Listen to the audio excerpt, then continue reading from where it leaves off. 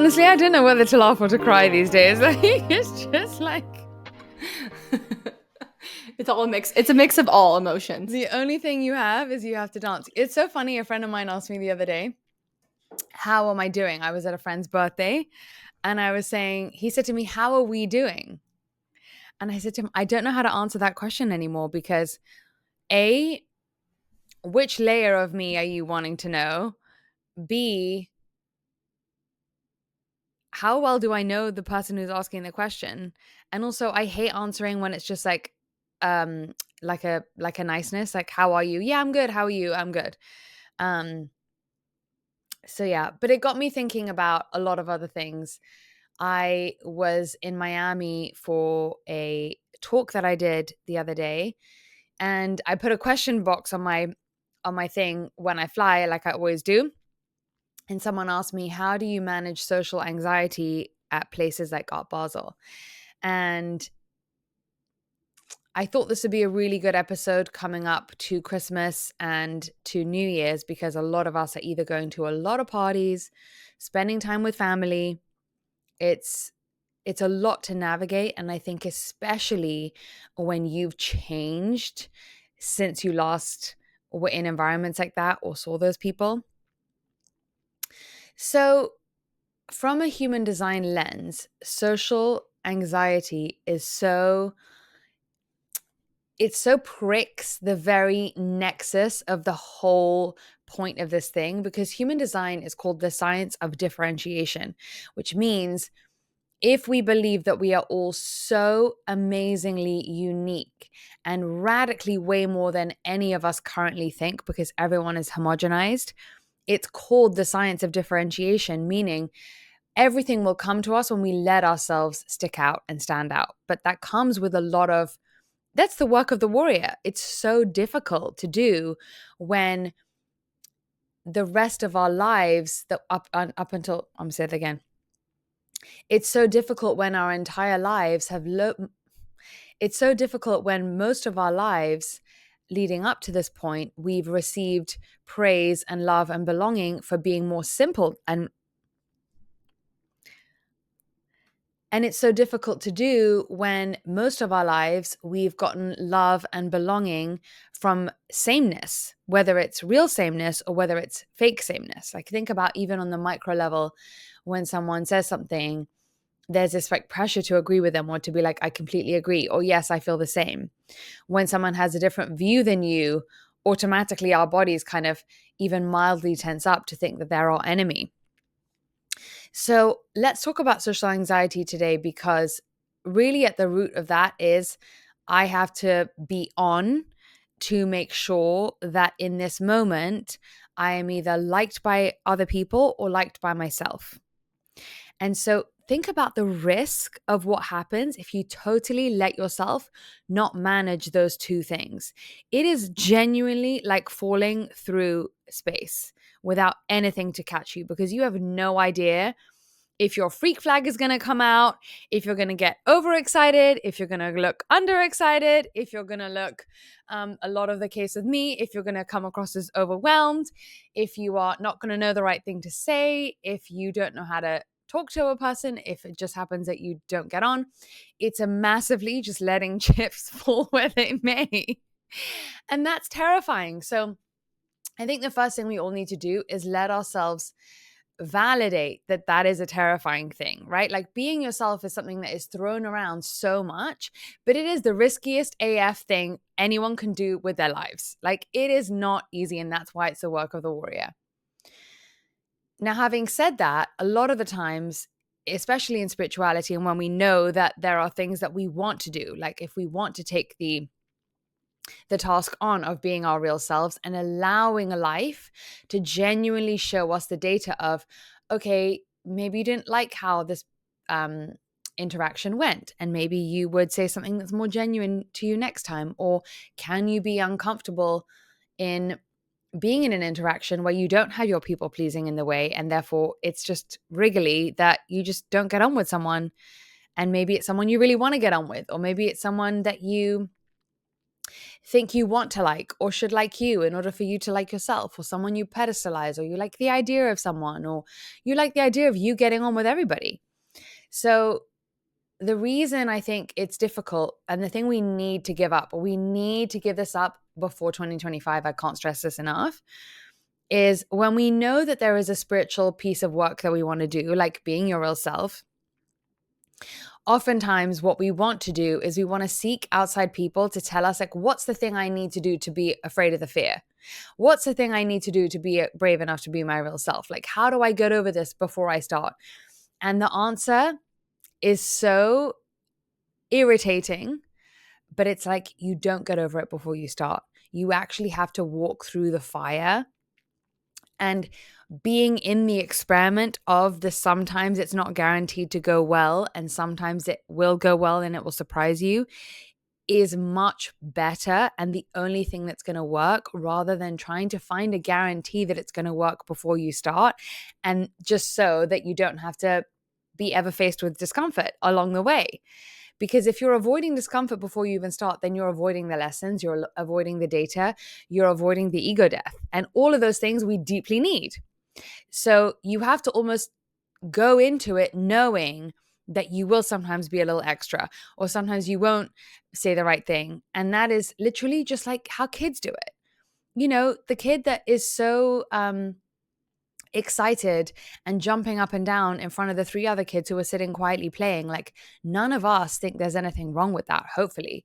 And so you will be sometimes the person that's a little bit different and you won't sync up to the same level. But my God, the payoff now of standing out is going to be so big for your own journey. And it is also necessary to teach everyone that we can love, like, respect, be fascinated by each other without needing to have this undercurrent psychic conversation between us of let's all try and get on the same page and be similar, so that we can like perform this everyone liking each other and everyone being best friends thing. So social anxiety in many ways is very beautiful because it means that you want to like people and you want yourself to be liked. And there is a root of that that is genuine from our souls. But there is also a part of it that can be from ego, where you think about stroking your persona or how likable you are, or needing someone else to think well of you. And I think we need to be very kind to ourselves as that part dies off, and be very kind to ourselves that there is a very innocent reason why our specific personas built up specific types of people pleasing or performing, because there are very traceable roots somewhere in our childhood that meant that we picked those up somewhere along the way. And as someone who definitely has experienced social anxiety throughout my entire life, especially as a kid, I can vouch now and say that on the other side of it, it's actually, you know, when you go into a social situation and you have this specific way that you want to show up, or maybe the way that you want to present, you said something that was off of that, or you're trying to concoct this perfect way of showing up in front of people. When you leave, when you don't meet that expectation of yourself, we end up berating ourselves or Mm, beating ourselves up. But I promise you, the way that you feel when you are in the moment and you maybe do say something off color, but you're just being yourself, after you leave that interaction, the beating yourself up isn't as aggressive as you did when you didn't do as good of a job as at faking it. mm. I wonder if that's more because you have the plus of having at least been true to yourself. Yes. So at least you're not failing at also being fake. Right, because you can lean on the fact that you're like, well, that was me. I was being myself in that moment, and I actually can't be mad at myself because that was a true expression that came out of me. And if something is a true expression that came out of me in that moment, I have to trust that whatever the result of that is aligned for me. Mhm. Whether it was, oh, interesting, I maybe spoke up a little bit too much or got a little bit too opinionated on that thing. Or maybe I did share an insight without being invited, or like there's Mhm. something to learn for it in my interaction. Or Mm. maybe I said something a little bit more strongly than someone wanted to hear, but they needed to hear it. So Mhm. we don't have the ability to process why an interaction is exactly what it was supposed to be, even though it makes us a little uncomfortable. But Mhm. if you're being yourself, you have to trust that that is true. And like you said, if you say something that you're not proud of or act in a way you're not proud of, then at least that part is visible, where before you could never even touch that part of yourself because you were so tied to the persona and the performing. So it's all just helpful to say, oh, sometimes I feel this and I'm not necessarily proud of that behavior, right? Like I get too judgmental or too spicy or too whatever. And then obviously there's another layer there of how much of that is my real nature that I have shadow over, and versus how much of things are things that I'm not proud of because I'm being reactive or coming from lack. And for me, I I don't really get, I wouldn't say social anxiety because I don't run anxious, but I can very much try to keep up and stay longer than I can because, as projectors, also, we get so much stimulation from being in interaction with people. So, if you're a projector or a reflector, it's really important to know that when you're in social interactions, you literally amplify the energy of what's going on around you. And that can feel like such a high for a specific amount of time, but you can only run that kind of energy because it's not inherently yours. You can only run that kind of energy through your system for a specific amount of time.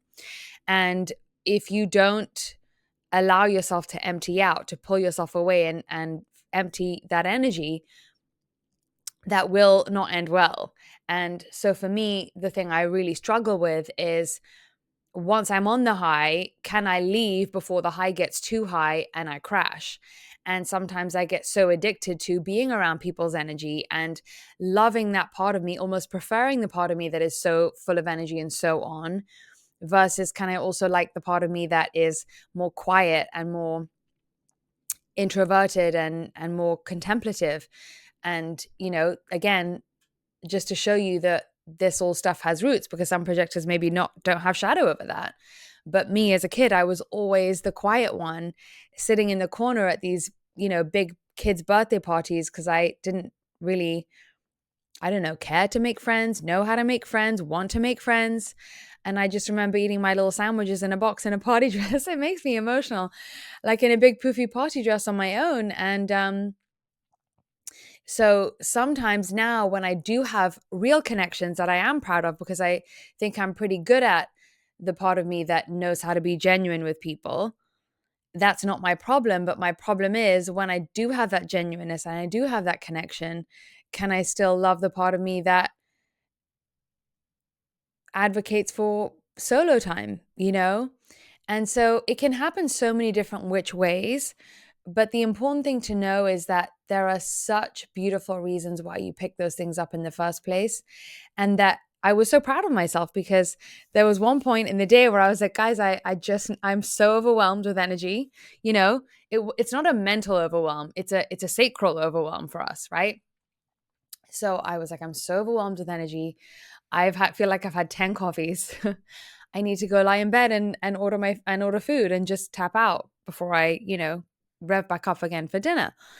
And so there's so many different ways that you can struggle with socializing, and there is every single which way that you can have it. I also think it's so interesting to me when people say social anxiety, because I think there's also social awkwardness, which is different than social anxiety, and there is social ineptitude, right? So I think about someone in my family who absolutely, God love him, is not socially anxious at all. Like, he doesn't get worried about being around people. He doesn't prang before he has to be in an interaction.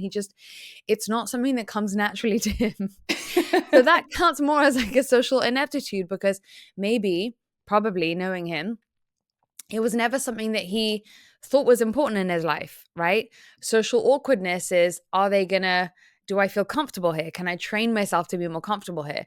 Social anxiety is more the thinking about it before the thing happens. And am I gonna, what do I say? And the sort of pre-thinking about things. So in case that helps you a little bit to kind of nail down which ones of those you have, it makes it clearer to think about what the solution is too. I love that you point this out because when someone says I'm having social anxiety, like anything, we're not all talking about the same thing. And it doesn't even only fall into the three categories that you just said. It Mm-mm. falls into as many categories as there are humans because 100%. it's completely different for me versus for you. Like, Mm-hmm. I don't have any stories about needing, we talked about this actually this past week, where I was raised in a house of all manifesting generators and one generator. And as a projector, of course, you know, I maybe in my life path would have had that same experience of you, but I was raised in that household, whereas you were raised with mostly other projectors and Mm-hmm. other people who did not have defined sacrals. So that is something that happens to you that you're fearful of. To me, that feels like home. Swimming in that Mm, soup feels like, oh, yeah, I'm used to this. Like, this is normal for me. exactly. And, my family were of five. We're three projectors, one manifester who's open sacral too, and my mom is a generator. So, as Manesh said to me, who's my human design teacher, he's been on the podcast a few times if you care to listen to him. He's brilliant. But he was always saying and joking with her that, she's the one that powers up the whole family. And that's why she's always tired. Right. Everyone's riding on her energy. hmm And there's other subtleties too, like your profile in your design. If you have a 2 in your profile, you need a shit ton of alone time. Like I was talking to Melissa about this over the weekend, who was there too. And even though she's a generator, she's a 2-4. If you're listening, Melissa, I hope you don't mind me saying this. Like she was saying the same, like I require so much space. And I'm like, me too. I need the space because we're twos. So it's not just about your energy type, it's about all the other things in between and also all your gifts and all your gates, because every gift that you have is obviously what comes out when you're alone and also when you're with people, regardless of whether it's work, whether it's social, whether it's whatever.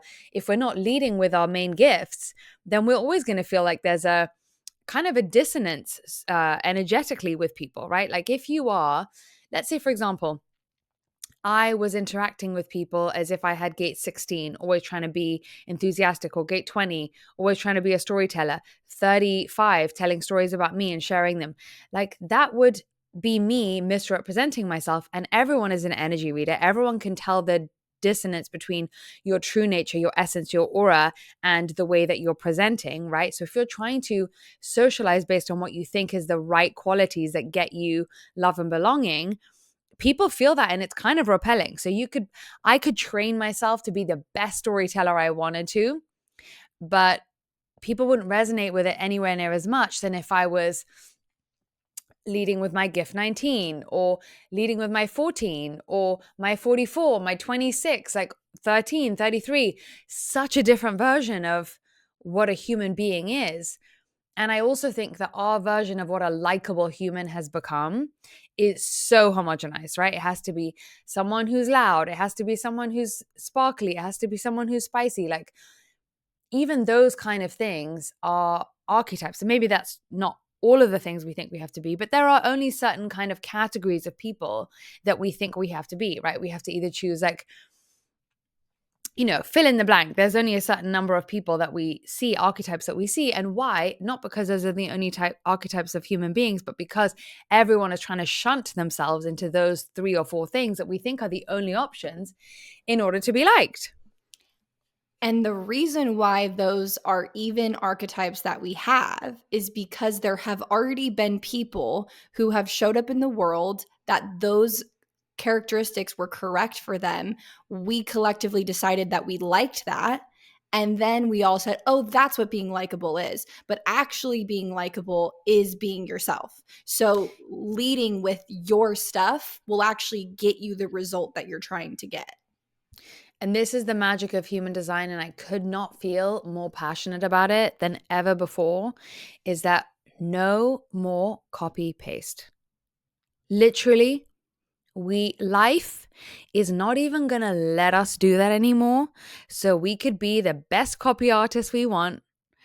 At best, we're going to come up with absolute fakes, and no one wants to be a black market fake anymore, right? You don't want to be a, amazing at the end of your life. You don't want to say you were amazing at shape shifting yourself into already the societal given driven uh, molds, and that you were a great moldee. Like, the soul is not going to be happy with that. The soul is not going to think that that is a successful life. The soul is going to feel like it just like this hole in its heart if that's what it spent its life doing. And I know that it's difficult because no one is coming to save us, and no one is going to tell us that it's going to work out beautifully before it does. And it's scary as shit when you're in it. I can tell you that it does work out because I know so many people who've been in this experiment who are just absolutely gobsmacked at how well it works out. But when you're in the thick of it and you're on your bathroom floor and you're like, holy shit, do I have what it takes to not be molded in this specific area of my life today? And it feels like dying, and it feels like crashing, and it feels like falling through space without anyone to hold me.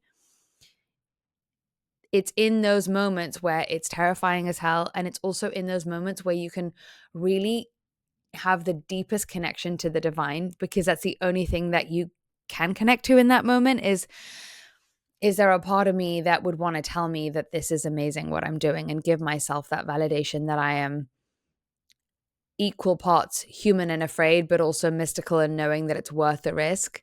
And when you embody that divine in you, that is how you connect to the divine.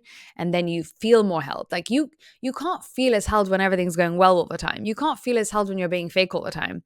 You get the most opportunity to feel so held when you go through that trial of fire. So I know we want the certainty, and I know we want the kind of scripted path, but we miss that fire, that connection, that connection to the mystical and the magical, and that sort of deep fall. And then we realize that it's actually not as bad as we thought, even though it's painful. And we come out stronger every single time. Without failure, we come out stronger every single time if we know how to do this. If we are brave enough to let go of a persona or a fakeness in the process of that hard thing that life is sending us to do, we are always rewarded every single time. It's just the mechanism of how life works. We are not unique enough that we're the exception to this rule. It is literally like physics, but for the soul. There's no exceptions. Couldn't agree more. And if you're listening to this and you've heard us point out things like, oh, because I have this, and because I'm a projector, and because of these things, I want to reiterate here something that we say a lot, but it's worth saying here, that you don't need to go read your chart and go, okay, I have gift 17, I have gift 8. Let me make sure that in social interactions, I show up as that.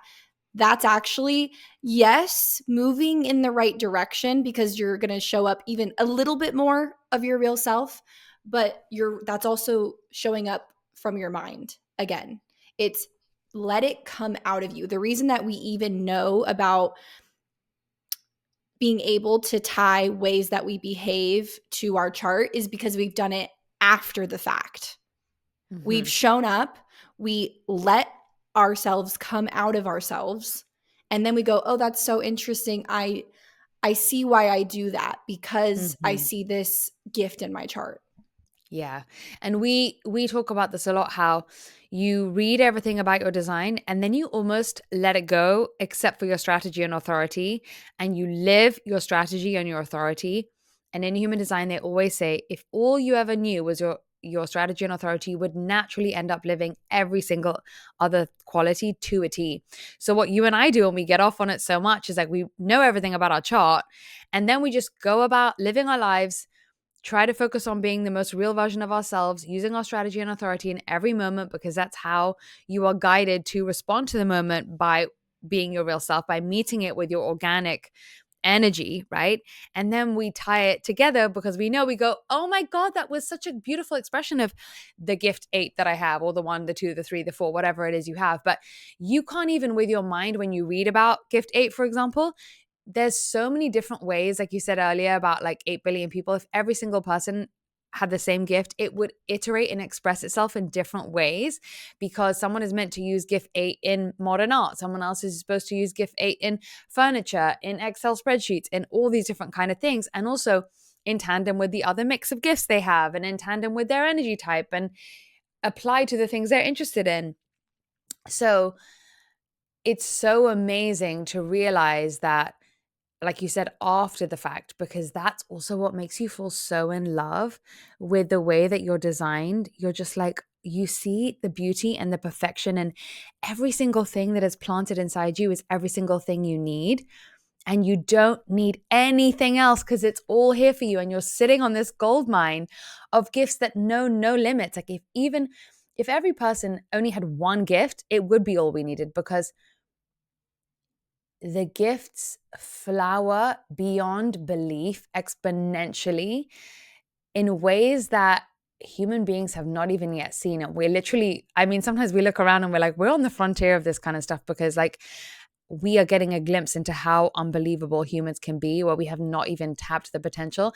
And I know this is a different conversation, but we are like way more backing humans than we are like AI and robots, because we're just like, oh my God, there's so much more to these machines, the humans, than we even know yet. And we're on the precipice of like completely unlocking it with this science that came to us only 37 years ago. Like, it came in at exactly the right time when humans were ready to discover this. And science is only going to catch up with how this thing really is a science. And most people don't understand that it's such a scientifically calculated thing, this human design stuff.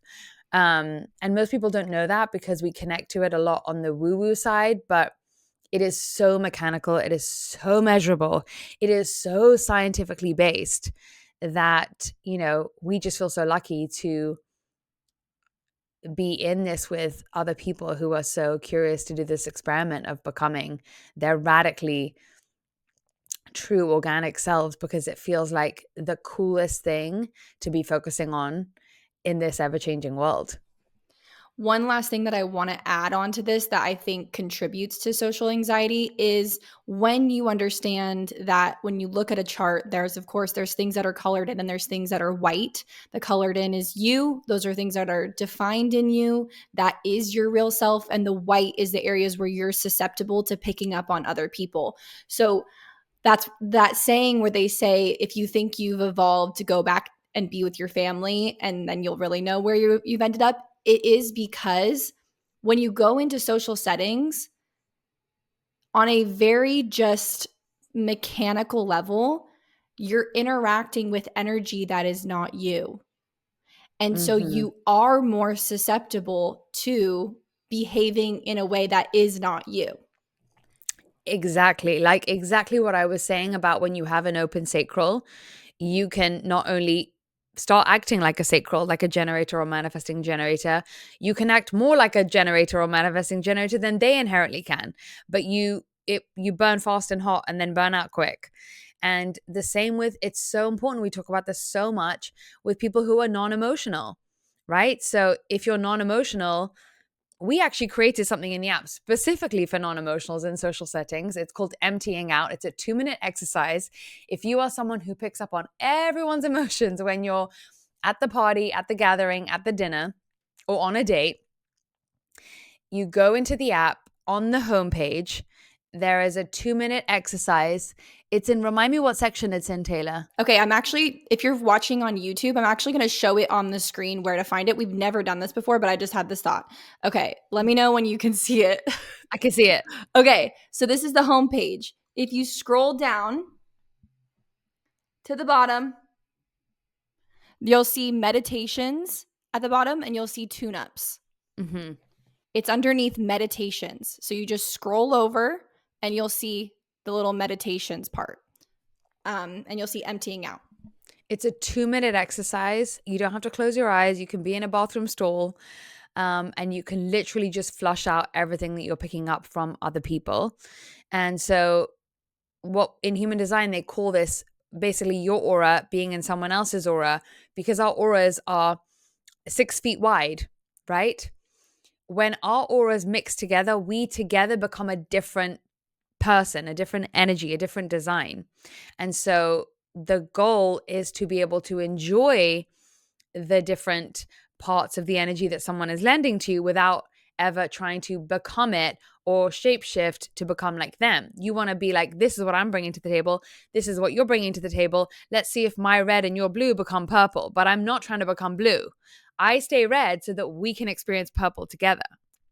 Oh my gosh. Okay, you're blowing my mind right now because I've never thought about it this way too. Is that there's no way you could ever even concoct, even if you knew every single thing about your chart to a T, you could never predetermine what it would mean to be yourself in an interaction, because as soon as I get in front of you, we become purple. Mm-hmm. And so I, I can't predict that. I Mm-hmm. I just have to show up and see what comes out of me. Yeah.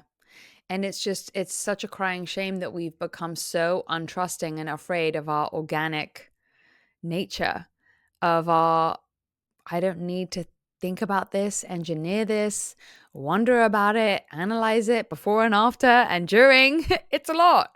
We And all do actually, that. yeah. And funny enough, when you remove the mental chatter in the present, kind of what you were saying earlier too, you prefer what comes out of you because your energy can literally go on, your mental energy can go on sitting back and watching what comes out of you rather than anticipating what's going to come out of you, because that's like 25 different thoughts that you're having and needing to squeeze into 1 millisecond of between when the person stops talking and when you start talking. So you would be amazed at the sort of the universe is kind of trying to make you speak and act in the most beautiful, true to you way. But you have like all these other actors that are and directors that are trying to say, no, say this and say that. And da, da, da, da. And it's like too many voices at the same time. And that's also why we feel confused. And also why we can feel far away from ourselves once we've had an interaction. Even if on paper an interaction was like seemed perfect and amazing and wonderful, you come back and you feel empty because you've lost yourself along the way.